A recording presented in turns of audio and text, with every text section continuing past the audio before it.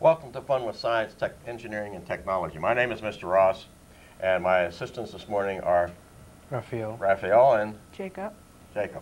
So what we're going to do, they just started a new unit up in their science class called Populations and Ecosystems. Populations, when you think of population, most everybody thinks of people, right? And it's not just people, is it? Populations can be all kinds of things. We have populations of cows, cats, dogs, right? So any kind of a living thing, a group of them we could call a population. What about an ecosystem? What is that? An ecosystem is a place where animals and people all live together.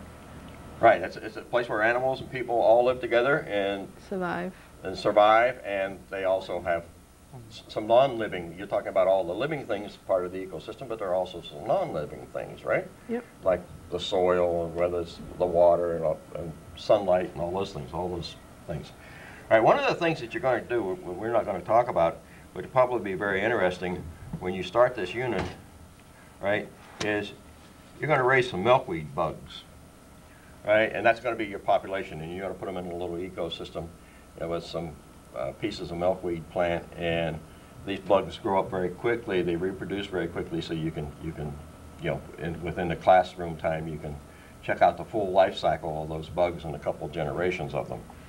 Right? So what we have next is, I'm going to show this one because I grew up here, right, the Monongahela area, and it's a natural forest, right? And that's what it was is originally it was a lot of old forest and very, very large trees. Right? And over the years, when the pioneers went out there, what they did is they cut down the trees for the lumber, and so they practically destroyed all the forest. In fact, some of my ancestors lived in trees. Don't laugh; it's not funny. I mean, they went out there and into this area, and there were no houses or anything, right? And before they could get a cabin built, they had very, very large sycamore trees, and these sycamore trees, right, sometimes were 10, 15 feet in diameter, right? And they would rot out on the inside, so it was very easy. Made a nice apartment. They could hollow out a little place in the sycamore tree, and they could spend their first winter inside the sycamore tree.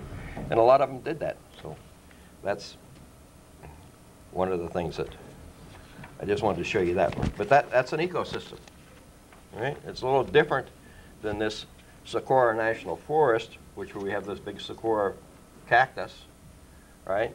And some little prickly pear. Anybody, you ever eat prickly pears? Mm. Right? Well, they have a nice flower on them in the springtime, right? And they have a pear. It's about, they call it a prickly pear. It's not really a pear, but it's got thorns and stuff on it. That's why they call it prickly.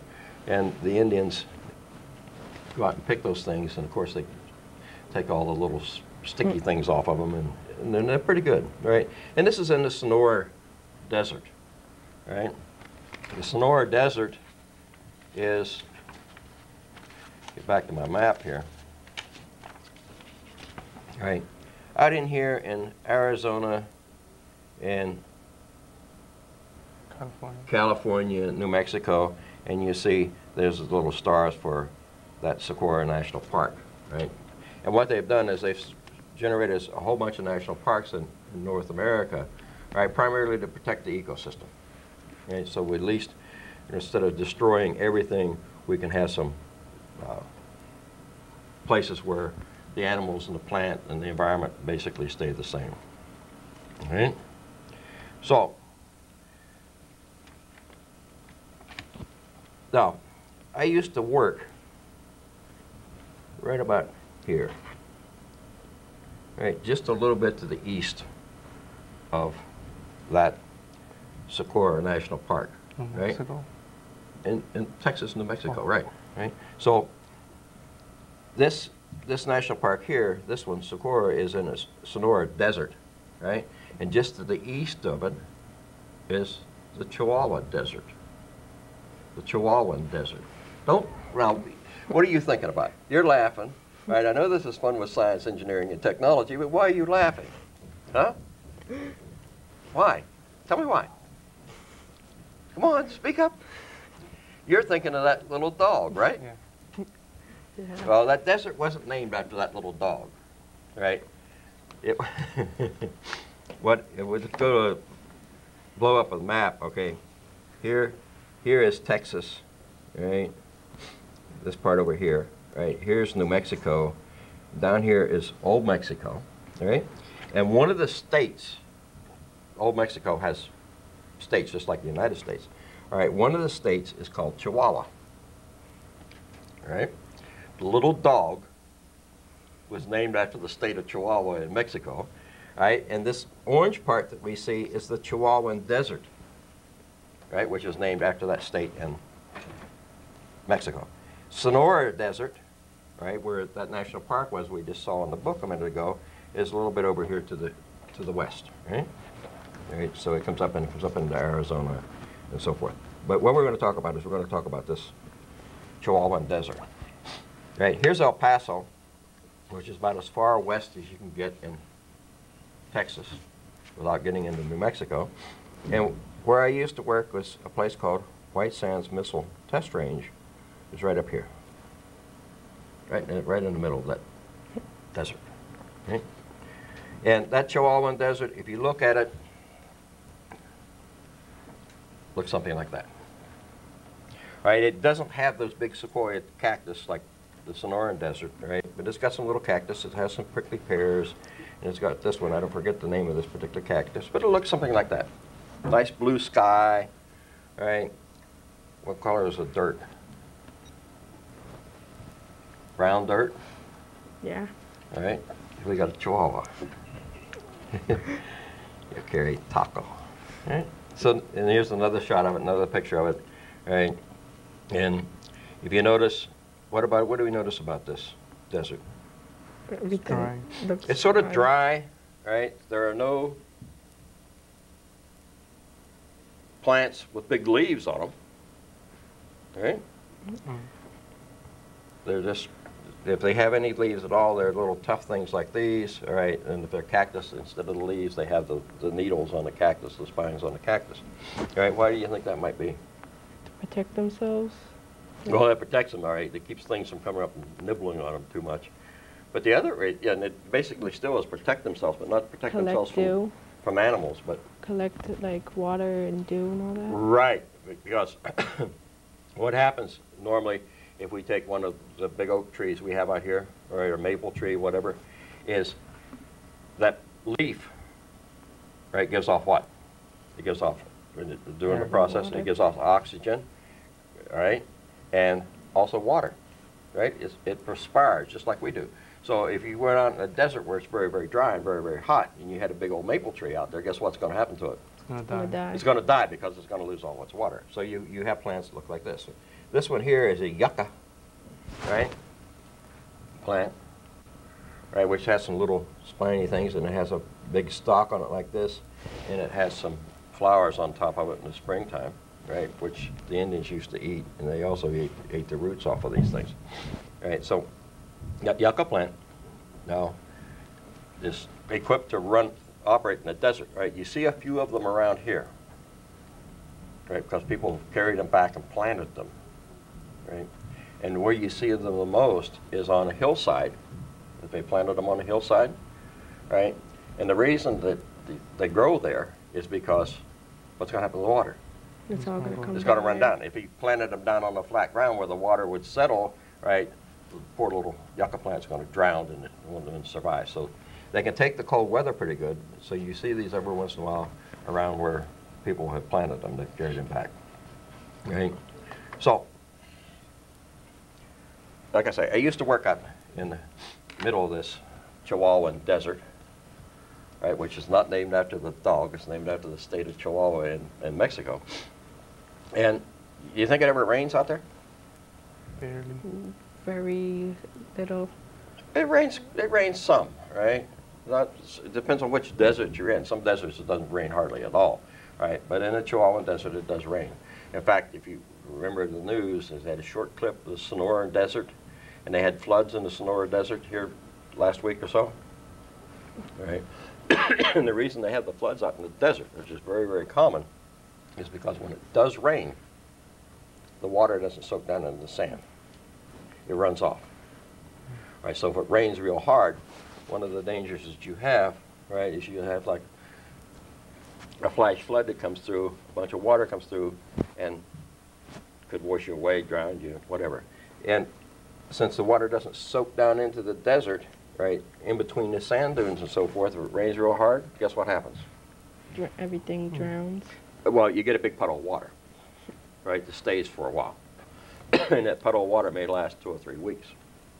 So one day during lunchtime, I went out after it rained pretty hard, and I walked out through the desert to see what was happening, right? Because when it rains in the desert, all kinds of strange things happen. And there was a puddle of water. It was almost as big as this room, right? Mm-hmm. Of course, there was nothing in it. Right? A couple days later, I went out and looked, and guess what? It's still there. It's still there. Now it's got tadpoles. Little tadpoles swimming around. Where did they come from? I mean, we're out in the middle of the desert, right? Right? Went back a couple days later, and I had these little frog-like things hopping around. 2 weeks later, puddle was gone. And so were these little froggy-looking things. Where did they go? He died. They died? You think it died? Adapted. Oh no. What I was looking at is something called Couch's spadefoot toad, right? Which looks like this. It's a couple inches long. That's probably about the right size for him, that picture. Right? He's a couple, 3 inches long. Right? And he's adapted to living in the desert. We have spade-footed toads up here, right? But they don't live like this guy. Right? Right? Because this one, he's over the millions of years, he's adapted himself to being able to live in the desert, right? And live in those ponds. So he's got to in this 2-week span of time, he's got to regenerate his population. They got to lay eggs, they got to fertilize, they got to hatch, right? And then he has to go back and become dormant, right? Until The next the rain. next rain, which could be a year or two away. Right? So we can't. He's called spadefoot. You know what a spade is? A shovel. A shovel, right? That's good because most people say it's card, right? But it's a shovel, right? So let's take a look at a little drawing of him, right? There he is. He's blown up a little bit, black and white drawing. We couldn't see it in that color picture, but right here, he has a little hard thing, like a fingernail, right on his leg, right there, right behind his foot, and that's his little spade. So what happens to this toad, right, is out there when it rains, right, comes out, he lays eggs. When the puddle dries up, what he does is he takes and goes with that spade and buries himself down in the ground, right? Because you don't want to be out in the hot sun in the middle of the desert where it's 120 degrees, because what he's going to do is he's going to dry out and die, right? So what he does is he takes and he buries himself down in the sand. And if you look in the desert, right, you go down there just a few inches underneath the surface, the sand is usually always wet, right? It's like damp. So when he gets down, he goes, digs himself down, and he's down there where it's nice and moist, right? But he only has one problem. Cool. It may not rain for another year, okay? So what he has to do is, when it rains, right, he's been down underneath the ground now, so when it rains, he digs himself up. Right, now how do you think he knows it when it's raining? The water No. feels it. He hears the raindrops hitting, that's not the moisture, but the raindrops hitting the surface or the thunder, right? And says, whoops, it's raining up there, it's time to go. Digs himself up, right? The female lays something like 3,000 eggs, right? And they get fertilized. They hatch out at about a day into tadpoles. In less than 2 weeks, sometimes as little as like 9, 10 days, those tadpoles metamorphose into frogs, right? He can eat enough bugs in one meal to last him a whole year. So he runs around and he grabs up all the bugs he can get, right? And as the puddle starts to dry up again, right? Then he takes it and he goes, and he sits down there like this, underneath the ground. His tummy's full.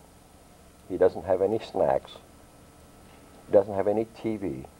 Doesn't have any stereo. No computer, no video games. And he waits until what?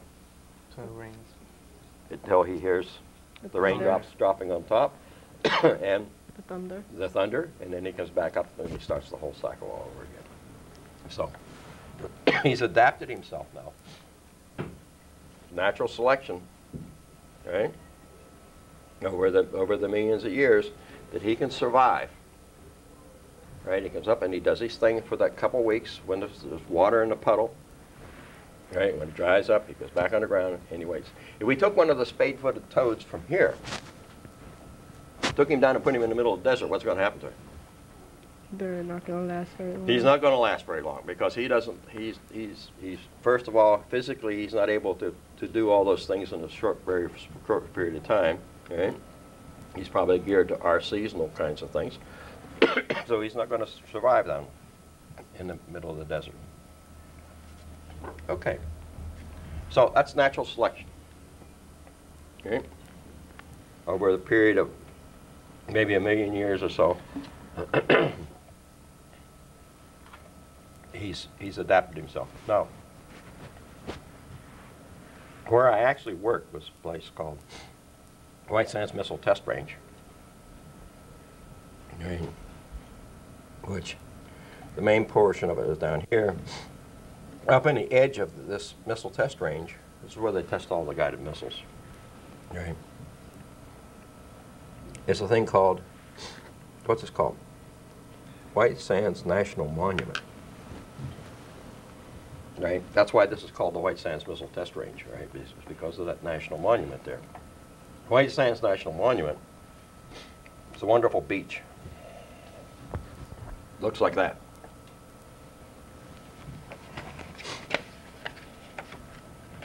All the desert around it looks like that.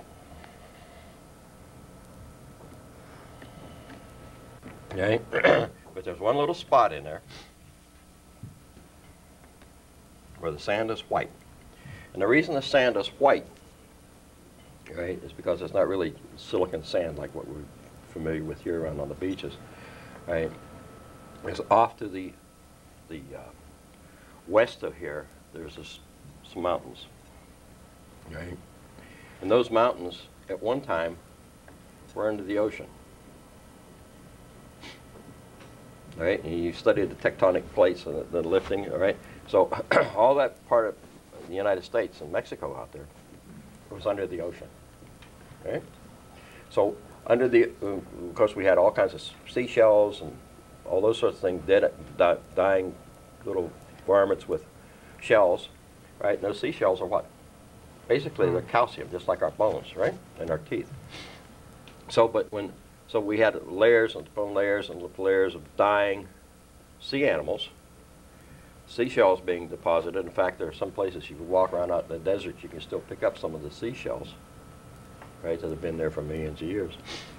So when it rose up, it created these mountains. Now, the wind coming across the mountains picked up a little bit of this calcium, right, called gypsum, and deposited it in an area called White Sands White Sands National Monument, right, which is what this is, right? And people go out there and they visit, right? It's a national monument. You're not supposed to carry the sand away because they don't want everybody out there carrying the sand, but there's all kinds of folks, and they've got roads where you can drive in, right? And people go out and picnic. You do a little sledding, slide down the sand dunes, because some of these sand dunes are like 50, 60 feet high. Right? So, all white. Now, if you go out in the Chihuahuan Desert and you find a lizard, he's going to look something like that. Why do you think he looks like that? Because it's not really moist, so his scales are all Not dry. real moist, and if we put him in this kind of a desert, He can blend in. he'll blend in, right? So this big old hawk that's flying along, looking for something to eat, all right, he blends in, and Nobody can he detect probably him. escapes and doesn't get eaten. But if we take him and we put him out here in this white sand, like this, the hawk comes flying along, and he sees this guy. He's an easy target. He's an easy target, right? Mm-hmm. So what's going to happen to him? He's not going to last very long. All right, so the natural selection is going to get rid of him. Now, you have brothers and sisters? Yeah, Yeah. sister. Is she exactly the same complexion you are? No. No? She's a little darker, a little lighter? Yeah. Okay, same thing happens to these guys. All right? If we got a whole bunch of little lizards, there's going to be some of them that are lighter, right? And we put them out here in the white sand, and what's going to happen? Their chances of Surviving. surviving are going to be much higher. So eventually, over generation after generation after generation, what do you think is going to happen to the color of the lizards out in that white sand? Turn white. Change. They're going to turn white. Right. In fact, that's exactly what happens if we get rid of all these brown people that are here, and we get a lizard that looks like that. Right? He's pretty light. In fact, if we were to compare him, put him out in the white sand alongside one of those other lizards from down in the regular Chihuahuan Desert, and what happens to him? He's still there. You can see him, right? I don't know whether they can see him on the camera or not, but he's there. There's a white one. There's a brown one. Now that big old hawk comes flying along, looks down. Which one's he going to get? The brown one. Mm-hmm. He's going to get the brown one, right? The brown one's going to become dinner. So, and that's exactly what happened in that area, right? These little animals that can't move very, very far, very fast, right? Eventually get selected, and they all become white. And you go into the national White Sands National Monument there, you find that those lizards are all white. Some of the mice, they have these little kangaroo rats, mice, out in the middle of the desert, right? Normally, out in the Chihuahuan Desert, they're brown, but in White Sands National Monument, they're a little bit lighter. Right? Natural selection. Okay, just a little piece of history. So that's what national selection all boils down to being. Back to the Smithsonian Test Range. Okay. Here's where the National Monument is. Up here, there's something called Trinity Site. This doesn't have anything to do with natural selection, all right, but it's interesting because it's on my map. You know what happened at Trinity Site? A missile went there. A missile. No. Flooded. Something just as important, though. Meteor. No. Flooded. Yeah. What? It flooded. No. Didn't flood. All right, I won't torture you anymore. What happened there? July 16th, 1945. The The what? alien sighting? The what? Alien sighting? No. Well, they claim they sight aliens out there all the time. No, they set off the first atomic bomb there. Right up there. Now, what they did is they had it mounted on a tower, right? They didn't drop it out of an airplane or anything. It was on the tower. because this is the first one and they're experimenting, and they're way out, and this is way out in the desert. I mean, it's out there quite a ways. There's nothing around it. Right, except those white lizards down there, National Monument. And they set it off, right? So one of the way you make glass is, what do? You melt sand, Yeah. right? So when that blast went off, right, and enough heat, it melted the sand all around it. So you got these little gobbles of glass all around the site where they set it off. It's still a little bit radioactive, not much, but a little bit. It's usually closed off to the public. People can't get in there, except twice a year. They take bus tours, right? You get a bus and they take people out, and they go out and visit that first site, atomic bomb site. All right, I just thought I'd throw that in because it is there. Natural selection is what? Animals that are that learn to adapt to things. Right. To, like its ecosystem. They either learn to adapt or they're physically able to adapt to the ecosystem. They're the ones that are going to survive. The ones that don't adapt are not going to survive. So we have that natural selection. Ecosystem was what? And a place where living or non-living things are. A place where living and it's a system, right? And what we mean by a system is something that works together, right? All these living and non-living things work together to form this system. If they didn't work together, it wouldn't be a system. So we go out here in our ecosystem. We have here in New England, all the plants and animals, plus the soil and the non-living things, all work together to form our own ecosystem, right? So that's it for today. What's the Chihuahuan Desert named after? The state of The state in Mexico, all right? Not the little dog, not your little friend's dog. Thank you very much. We'll see you next time. So.